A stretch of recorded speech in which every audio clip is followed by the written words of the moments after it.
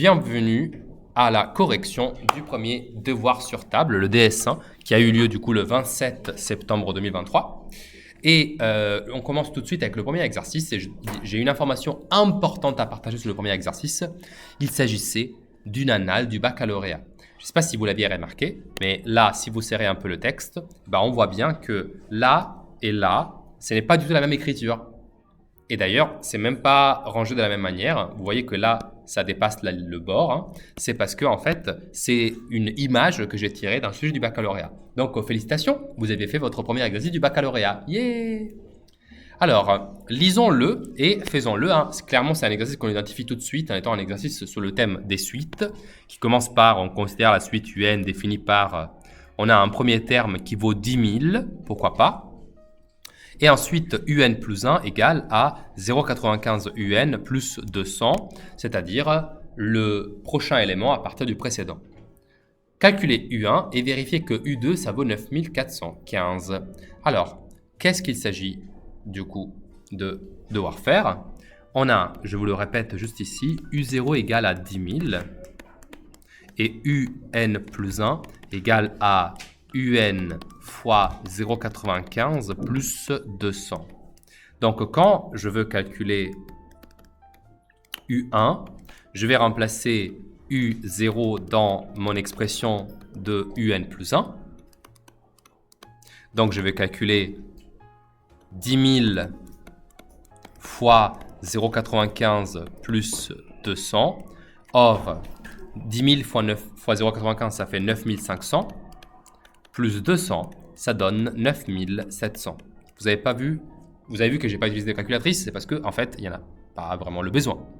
U2, ce sera la même chose, du coup avec U1 fois 0,95 plus 200. Vous voyez que là, je rédige tout de manière très propre, je utilise directement la formule. Hein. Vous voyez que là, je mets U1, U0, U2, U1.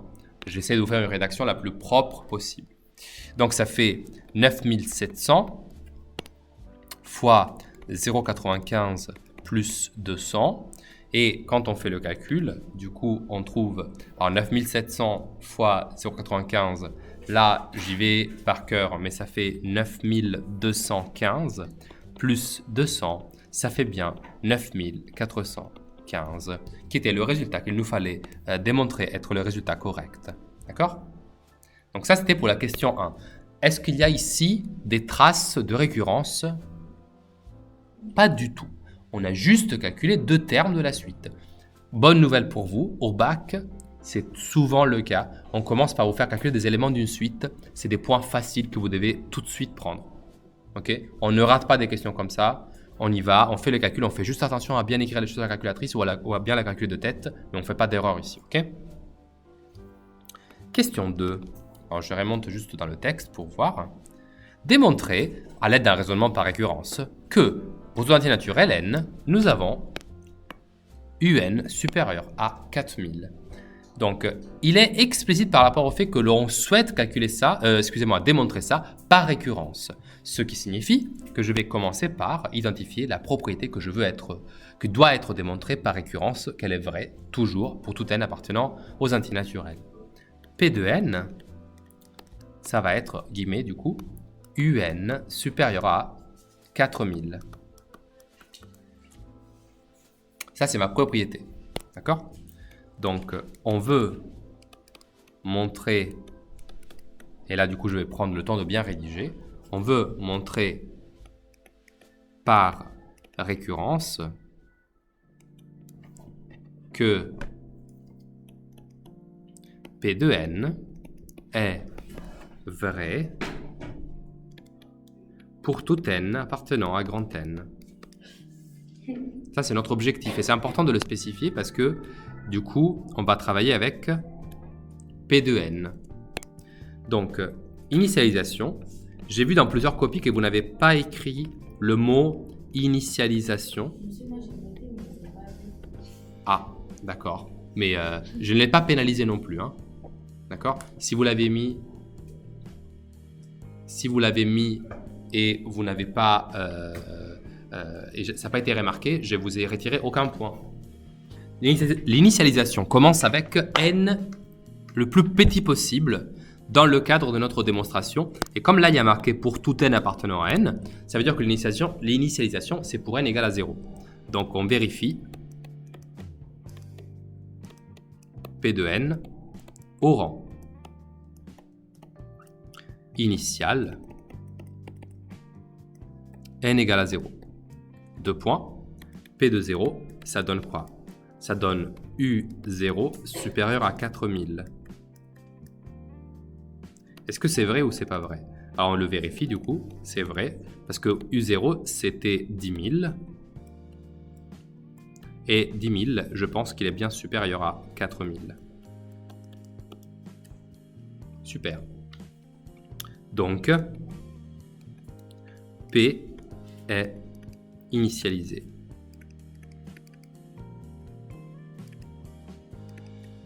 Cool. Hérédité.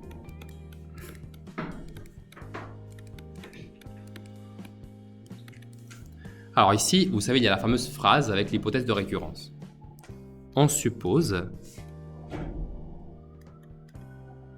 virgule, par hypothèse de récurrence,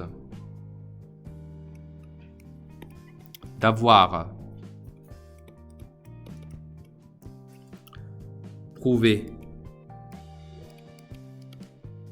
P au rang K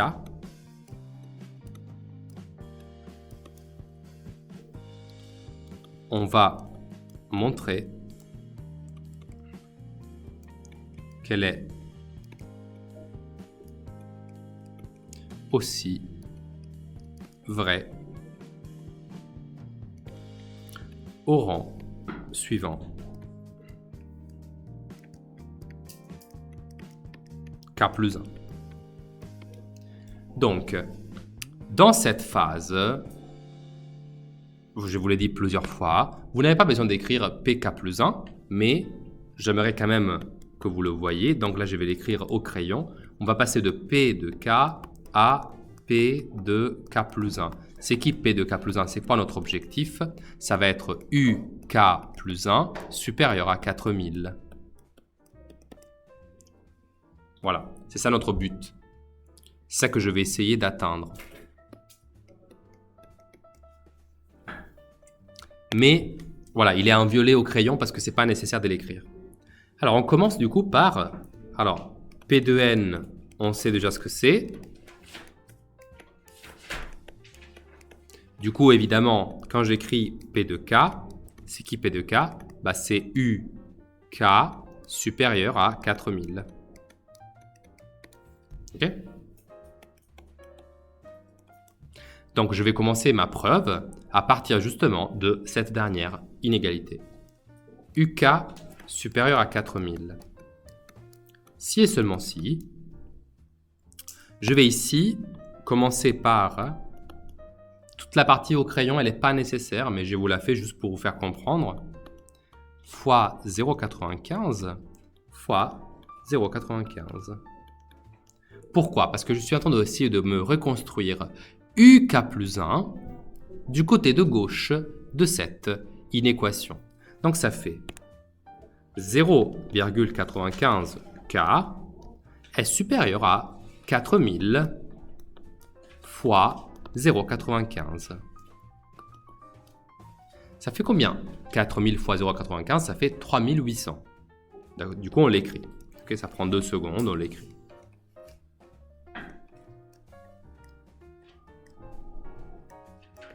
Ok.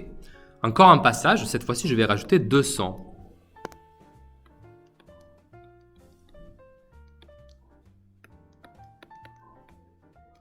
Je pense que là, on peut par exemple le faire de tête du côté de droite.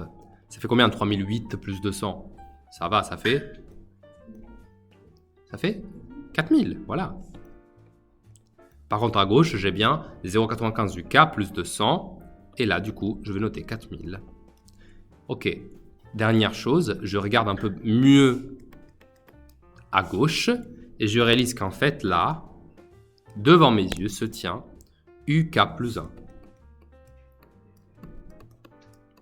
Mais c'est génial. Parfait. Ok? Parce que ça, du coup, c'est exactement la propriété P au rang K plus 1. Donc, P K plus 1 est vrai. P est donc héréditaire. Une erreur que j'ai vue très souvent, c'est que à la place de m'écrire P est héréditaire, qui est la propriété, la qualité de P, vous avez écrit P est hérédité. Non, l'hérédité, c'est le nom de l'étape, d'accord? La propriété P, elle est héréditaire, d'accord? C'est-à-dire que la propriété, elle passe d'un rang au suivant sans problème. Ok? Il ne reste plus que la conclusion.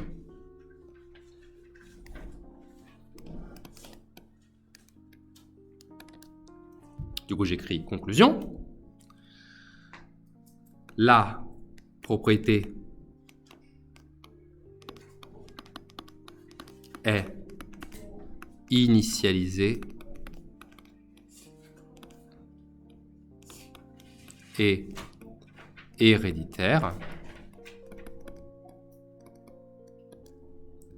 grâce, par, comme vous préférez, au principe de récurrence. Elle est alors vraie pour tout n entier naturel. Erreur que j'ai vue grâce à l'hypothèse de récurrence, alors que là c'est le principe. Ok?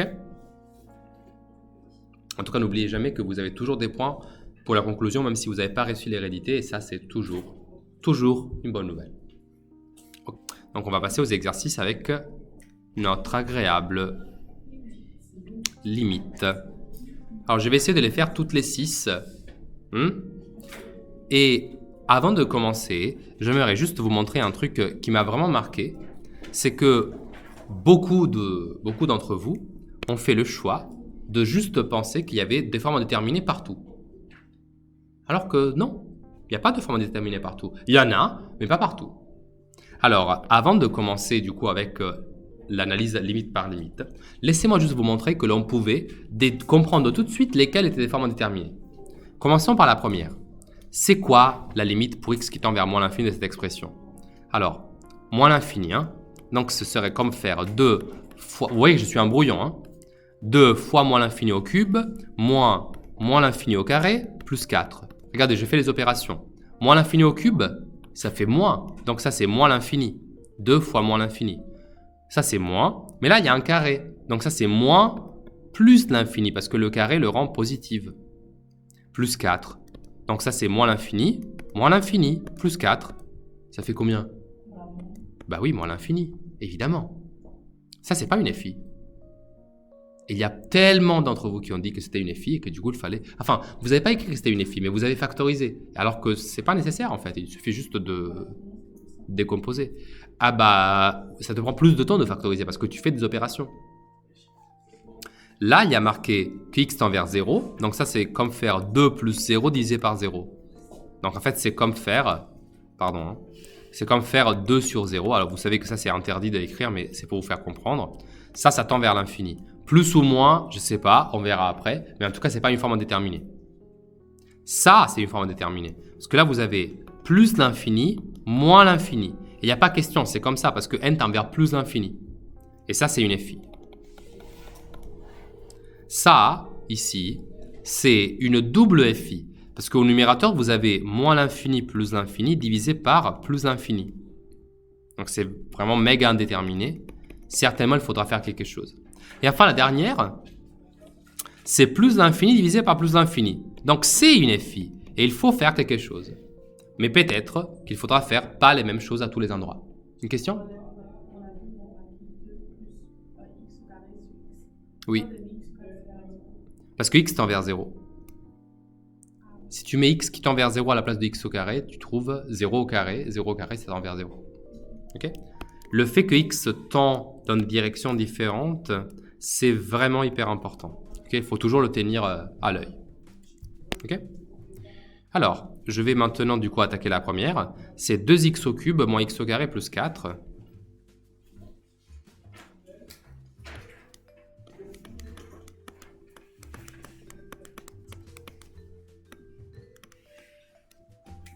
Et on a dit que c'est la limite pour x qui tend vers moins l'infini.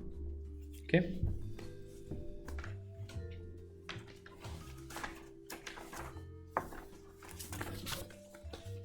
Alors, ça, on va la rédiger de la manière la plus directe possible parce qu'on a compris que ce n'est pas une FI. Du coup, on peut. Donc, c'est 2 limites pour x qui tend vers moins l'infini de x au cube, moins limite pour x qui tend vers moins l'infini de x au carré, plus la limite de 4. Ici, vous pouvez rajouter une ligne. Or, on sait que, deux points, la limite pour x qui tend vers moins l'infini de x au cube, c'est moins l'infini, et que la limite pour x qui tend vers moins l'infini de x au carré, c'est plus l'infini. C'est ce que j'avais écrit tout à l'heure au final. Donc, grâce au théorème sur les opérations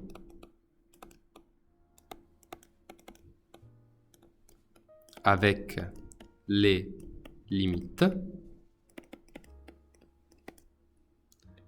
je peux affirmer que, deux points, la limite pour x qui tend vers moins l'infini de 2x au cube moins x au carré plus 4 est bien égale à moins l'infini. Oui.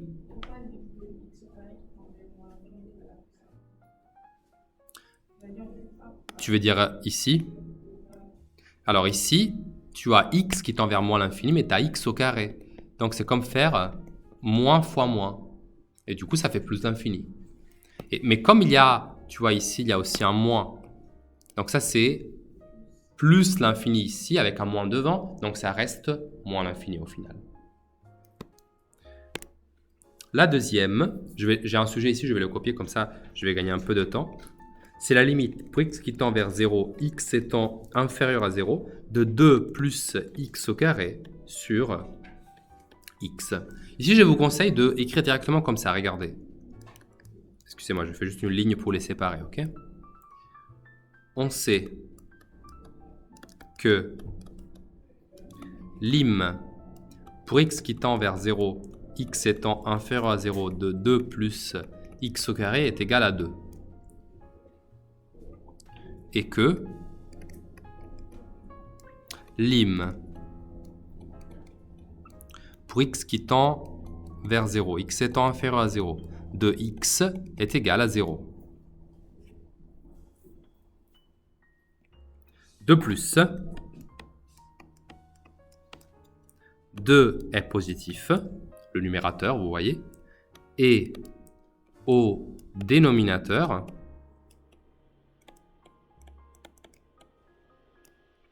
x est négatif. Une nouvelle fois, il n'y a pas de forme indéterminée, donc je vais réécrire la même phrase que tout à l'heure. Grâce au théorème sur les opérations avec les limites,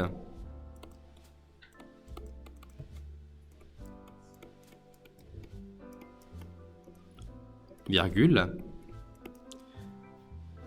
on a, et là c'est en particulier, je fais appel à la limite de quotient. On l'a vu ensemble. Quand on a 2 divisé par 0, 0 étant négatif, d'accord, parce que x est inférieur à 0, du coup, ça fait plus divisé par moins. Ça fait moins l'infini, du coup. Donc, la limite pour x qui tend vers 0, x étant inférieur à 0 de tout ça, est égal à moins l'infini. Bon. Je vais vous faire remarquer que là, je vous ai donné la rédaction que j'aurais aimé lire. Mais toutes les personnes qui ont juste décomposé la limite et écrit que ça tendait vers moins l'infini, j'ai considéré que c'était correct, parce qu'effectivement, ça suffit. Mais bon, ça c'est un peu mieux. Okay.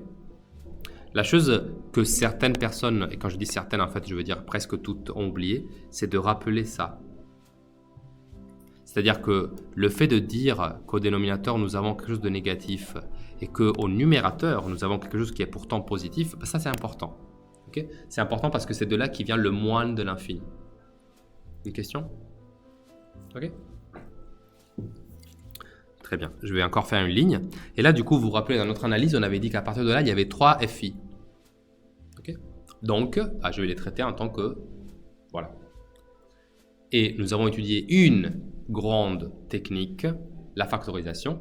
Et pourtant, vous allez voir, je ne vais pas utiliser ça toutes les fois. Il y aura une autre technique qui, en fait, n'est pas vraiment une technique, c'est une simplification que l'on peut faire, mais on va y arriver. Okay. La première limite, c'est la limite pour n qui tend vers plus infini de 2n au carré moins n au cube moins 10. Ça, c'est une forme indéterminée, donc vous pouvez tout de suite commencer par la factorisation. Et je factorise par le facteur n au cube, qui est le facteur avec l'exposant le plus élevé. Et là, j'y vais. Du coup, ça fait lim pour n qui tend vers plus infini de n au cube. Et là, j'ai 2n au carré moins n au cube, moins 10. Et comme je vous l'ai bien appris, on rajoute ici le dénominateur partout. Alors ici, j'ai vu quand même des petites erreurs de calcul ou des fautes d'inattention dans la rédaction. Par exemple, oui, il est obligatoire de répéter à chaque fois lim pour n qui tend vers plus infini. À chaque passage, je sais que c'est long. Oui, on est obligé. Je l'ai pas considéré. On est obligé. Je n'ai pas considéré pour certains que c'était une erreur grave, mais là, pour certaines copies, vraiment, c'était illisible. Donc oui, j'ai baissé de 0,5 points. Donc ça, c'est n au cube. Et ça, c'est 2 sur n. Parce que du coup, n que vous voyez ici au carré se simplifie avec les n fois n fois n. Donc 2 des n qui sont au dénominateur se simplifient. N au cube et n au cube, ça nous donne moins 1. Et moins 10 sur n au cube, il reste tel que c'est. Alors ici, vous voyez bien que lui, il tend vers 0 et lui aussi, il tend vers 0. Donc ça, c'est égal à la limite. Du coup, je remplace par 0. Et il me reste n au cube fois moins 1. Mais n au cube, il va vers plus infini. Moins 1, c'est moins. Donc, ça tend vers moins l'infini. Une question. On a n qui tend vers plus l'infini. N au cube, c'est du coup l'infini fois l'infini fois l'infini, c'est plus l'infini. Mais c'est moins 1 ici. Plus fois moins. Donc moins. Okay. Une erreur classique. Hein. On oublie que là, il y a un moins, mais là, il faut le considérer, ce moins-là. Oui?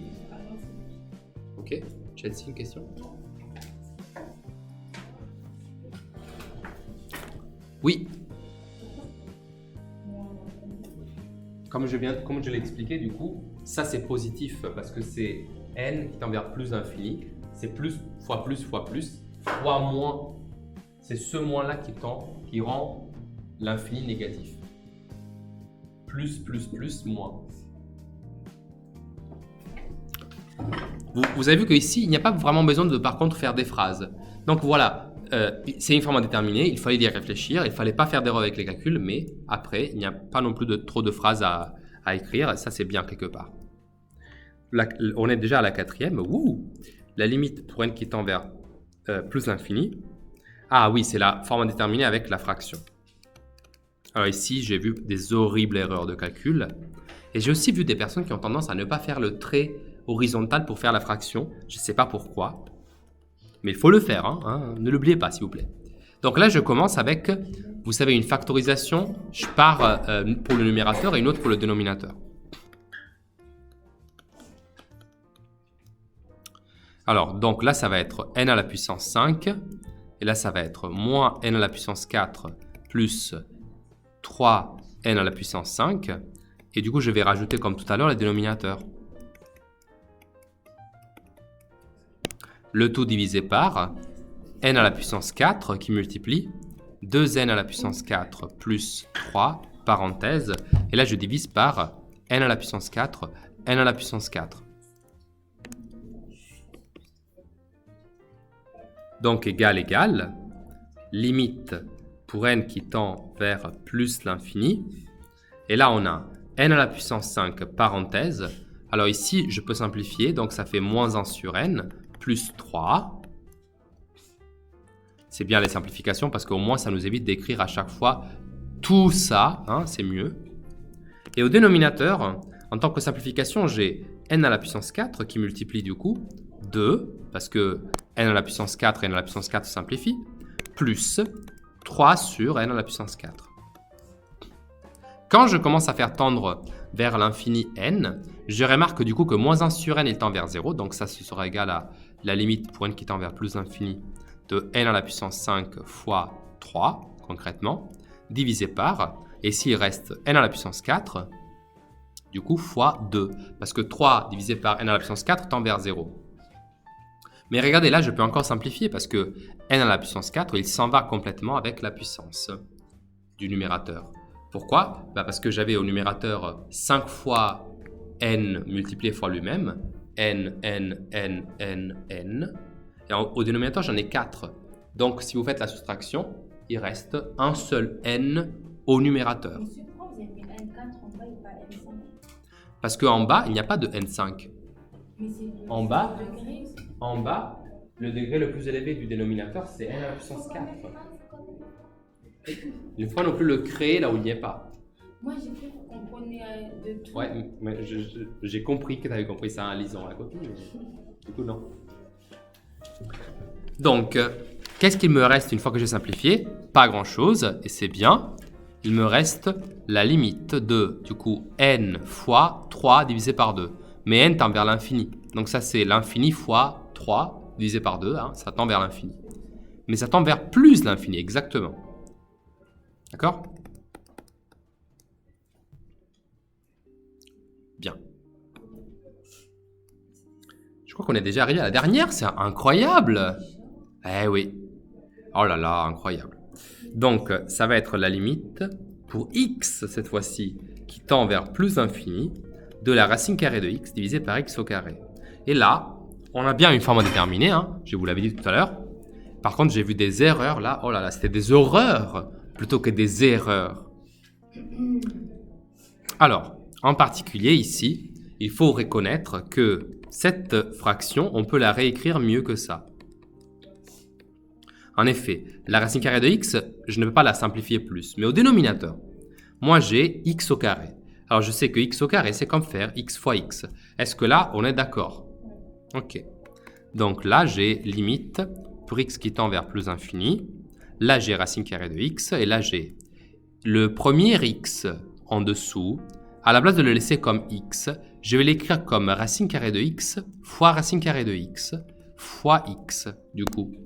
Pourquoi j'ai fait ça? Parce que ces deux racines carrées de x, en fait, quand vous les multipliez entre elles, ça fait x. Donc là, j'ai vraiment écrit le x qui est en rouge comme racine carrée de x fois racine carrée de x. L'avantage, c'est que maintenant, je peux simplifier une des deux racines avec la racine carrée de x qui se trouve au numérateur. Oui, c'était une règle qu'on avait rappelée aussi en cours. Ok?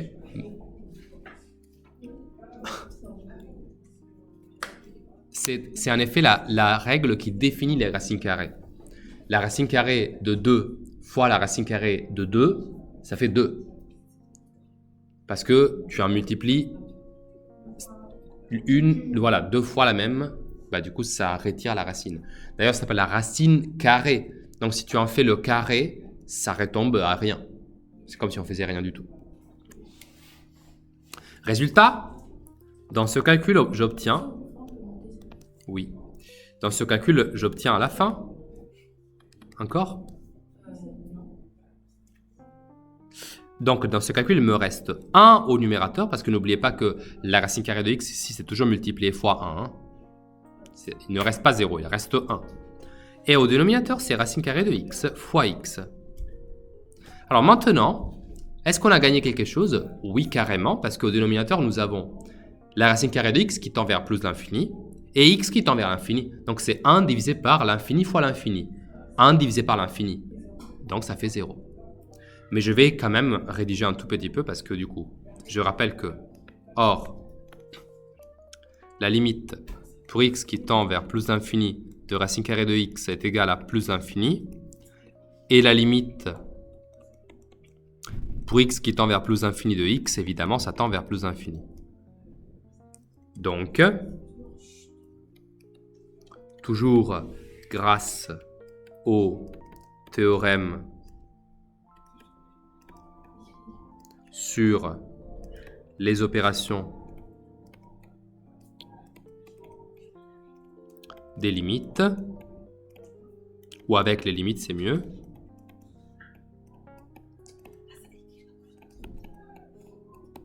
On a que cette limite-là, ça donne 0. Je n'ai pas exigé que vous l'aviez écrit, mais c'est quand même mieux de le faire. Voilà.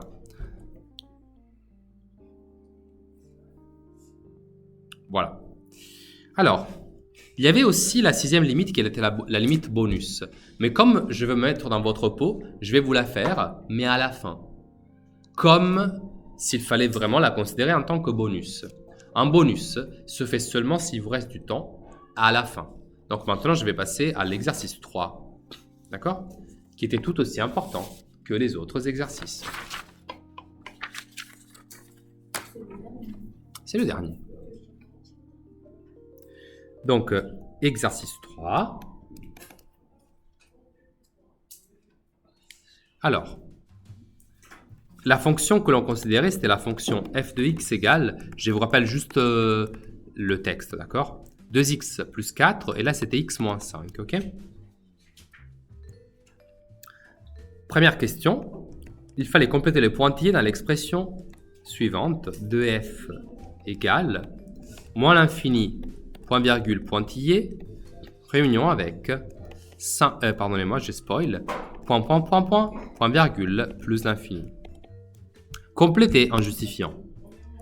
Alors,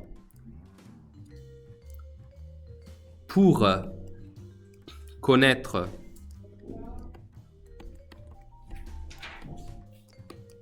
la valeur qui annule le dénominateur,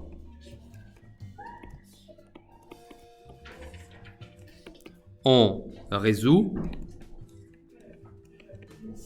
x moins 5 égale à 0, ce qui donne x égale à 5.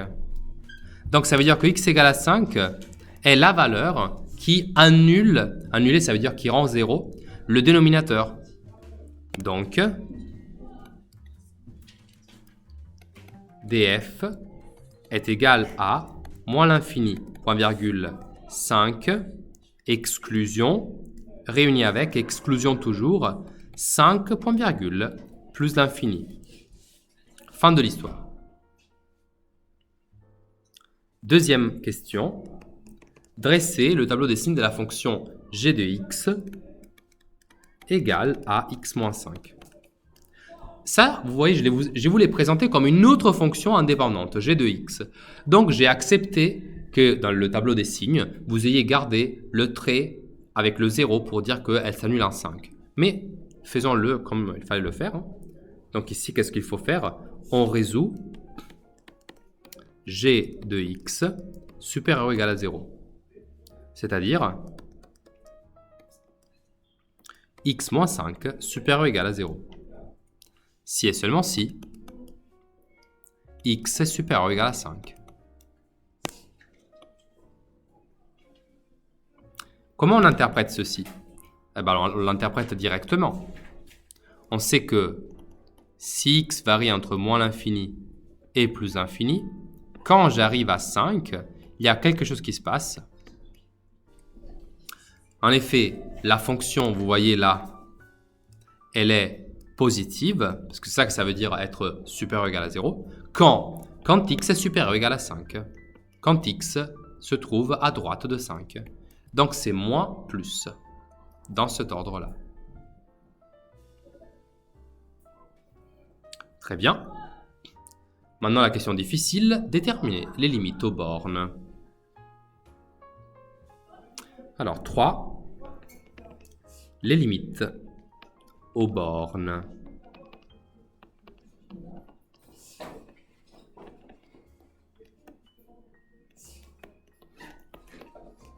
Alors, pour avoir les limites aux bornes du domaine de définition, il suffira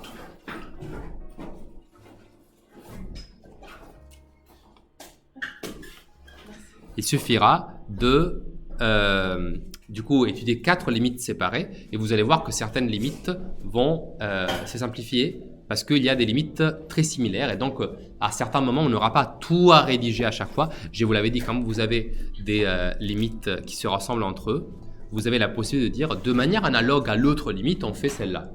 Ok? Voilà. Donc les limites aux bornes. J'en ai 4 à faire du coup parce que j'ai 4 bornes. Et ça c'est aussi la raison pour laquelle il y avait la question 1 juste là. Pour vous rappeler que là vous avez 1, 2, 3, 4 bornes. Donc on fait ces limites aux bornes. Je commence par la limite pour x qui tend vers moins l'infini. 2x plus 4 divisé par x moins 5. Alors la première chose que je fais c'est comprendre si c'est une forme indéterminée ou pas.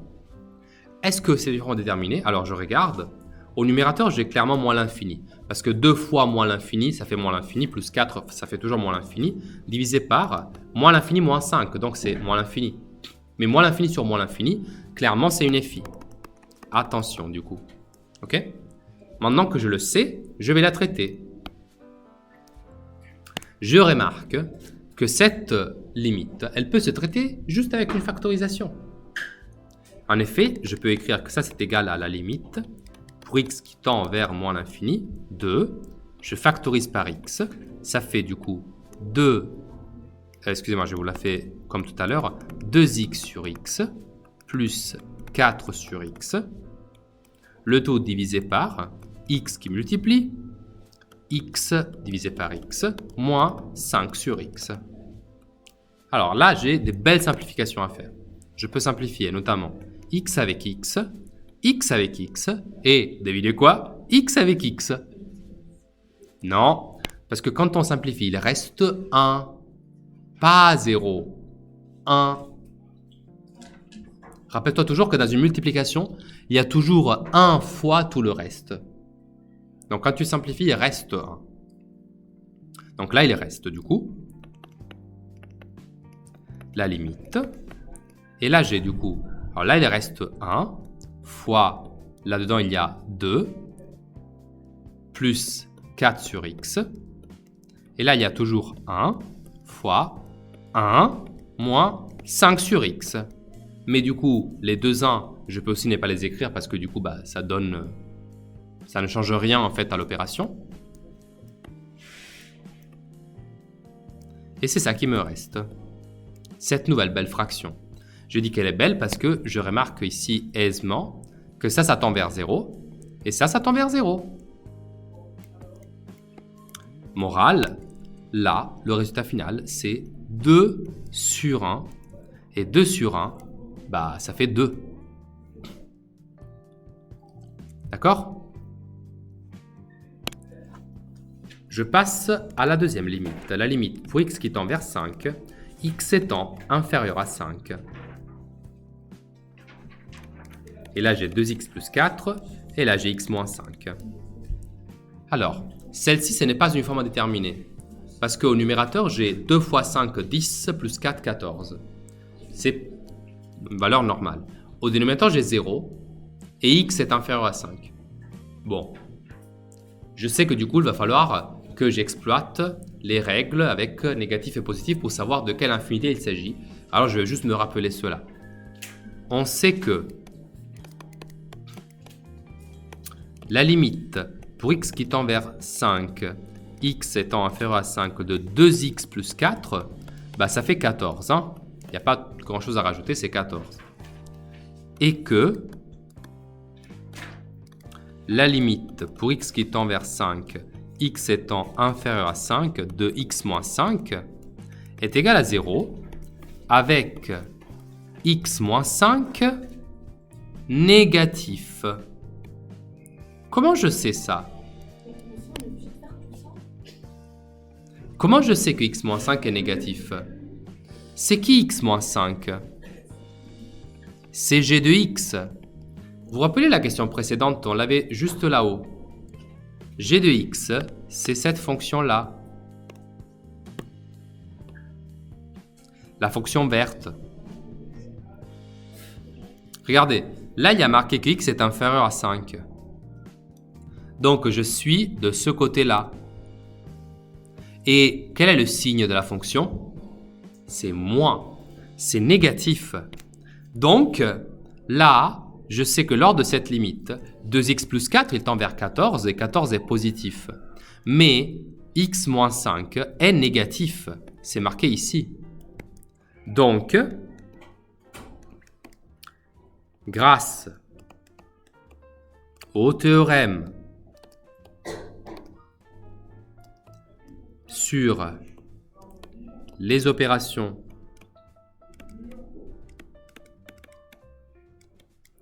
avec les limites, on a une division plus divisée par moins, donc ça tend vers moins l'infini.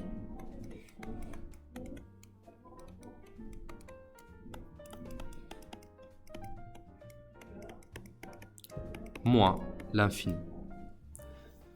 Alors, j'ai une bonne nouvelle pour vous, nos souffrances sont presque à la fin, parce que là, j'ai fait les deux premières limites, d'accord? 1 et 2. Mais les deux dernières limites sont pareilles que les deux premières. Oui, regardez. Quand je fais la limite vers 5, mais de l'autre côté, x supérieur à 5, en fait, elle est parfaitement analogue en tout et pour tout, sauf que ici, x moins 5, c'est positif. Parce que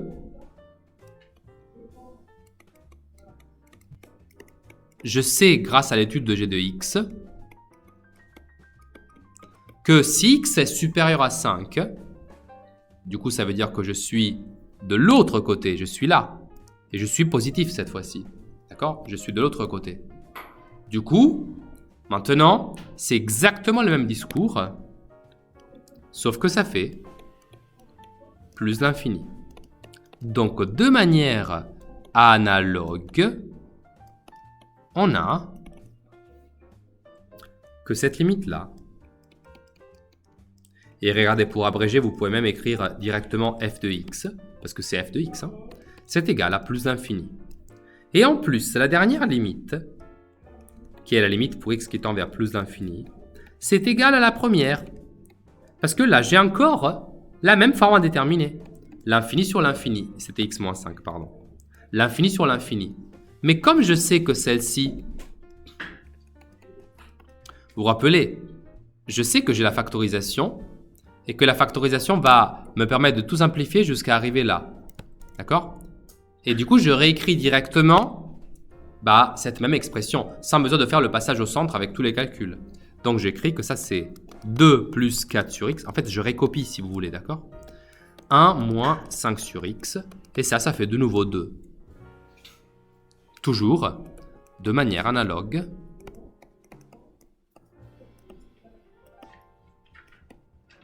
À la première. Monsieur, par exemple, au bac, on pourrait écrire ça. Oui, on pourra.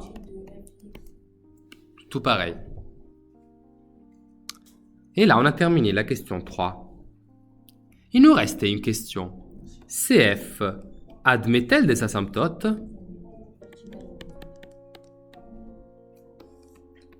Là, en fait, c'est une question qui est basée sur la question précédente. Du coup, je vais chercher dans la question précédente la réponse. Je regarde limite par limite. Dans la première limite, est-ce que j'ai à la fois un infini, alors l'infini, je l'ai, il est là, et un fini. Le fini, il est là, c'est 2. Donc là, j'ai une asymptote. Là, j'ai x qui tend vers une valeur finie, et le résultat, c'est quoi? C'est moins l'infini. Donc, j'ai une asymptote. Mais pas du même type, parce que vous voyez que le rôle fini-infini ont été échangés. Là, j'ai fini, infini, donc oui. Et là, j'ai infini, fini, donc oui. On pourrait avoir la tentation de dire que c'est 4 asymptotes. Mais attention, parce que différentes limites peuvent donner la même asymptote. Et ici, c'est le cas.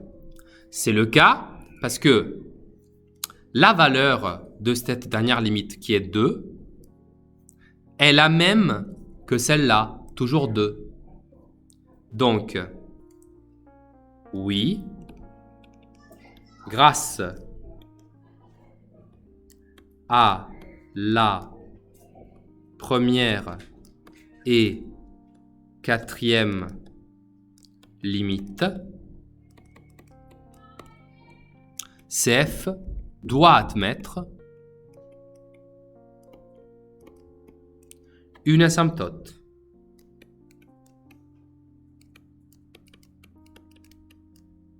horizontale,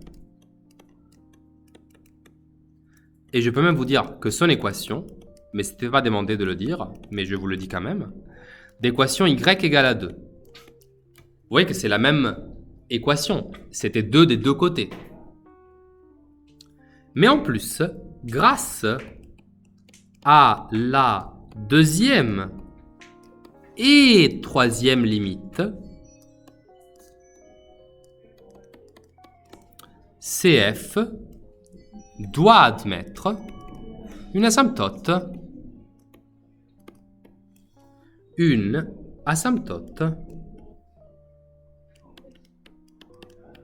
verticale d'équation x égale à 5. Alors pourquoi ça? Alors si vous avez bien lu le texte de l'exercice, vous avez vu du coup que là, dans la limite qui s'affiche encore à l'écran, juste là, on a x qui tend vers 5. X tend vers 5, donc l'asymptote c'est x égale à 5. Et ça c'est parce que du coup le résultat c'est plus l'infini. Et là, la limite numéro 2, celle qui est juste au-dessus, celle qui est là du coup, j'ai la même asymptote, parce que x tend toujours vers 5. C'est une asymptote verticale. Ok?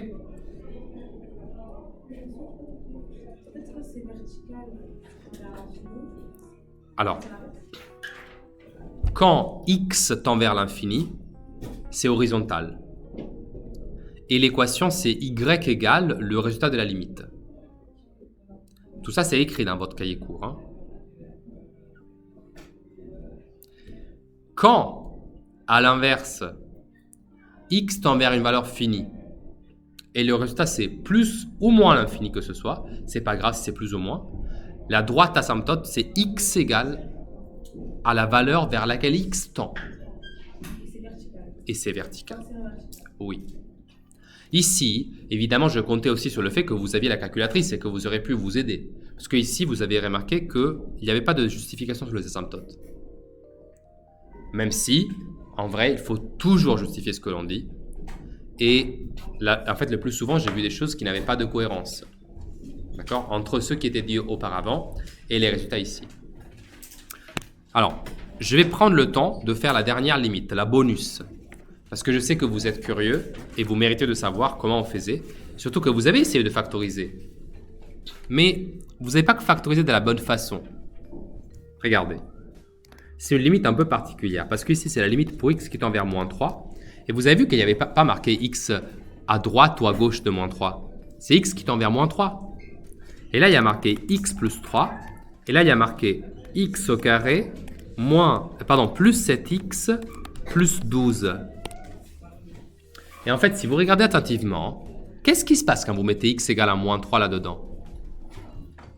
Au numérateur, ça fait moins 3 plus 3, donc ça fait 0. Et au dénominateur, ça fait, alors attention à ça, moins 3 au carré plus 7 fois moins 3 plus 12.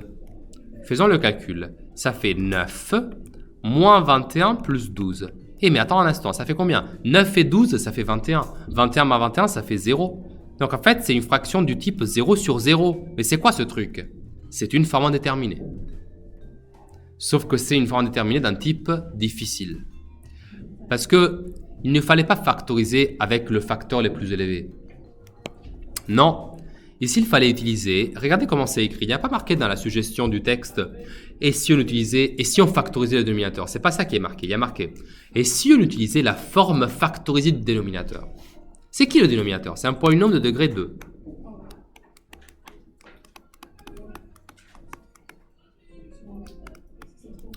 Or, les polynômes de degré 2, vous avez étudié que quand le discriminant il est positif, elles admettent deux racines, x1 et x2. Et vous avez étudié que ces deux racines-là font que le polynôme, il s'écrit comme x moins x1 fois x moins x2. Et vous avez toujours étudié que ça s'appelle la forme factorisée. Bravo. C'est celle-là qu'il fallait utiliser. Parce qu'en fait, il y a un petit miracle qui a lieu. Regardez. Calculons le discriminant. C'est facile à calculer. Ça fait 7 au carré moins 4 fois 1 fois 12. Ça fait 49 moins 4 fois 12, ça fait 48. Ça fait 1. C'est pratique, 1.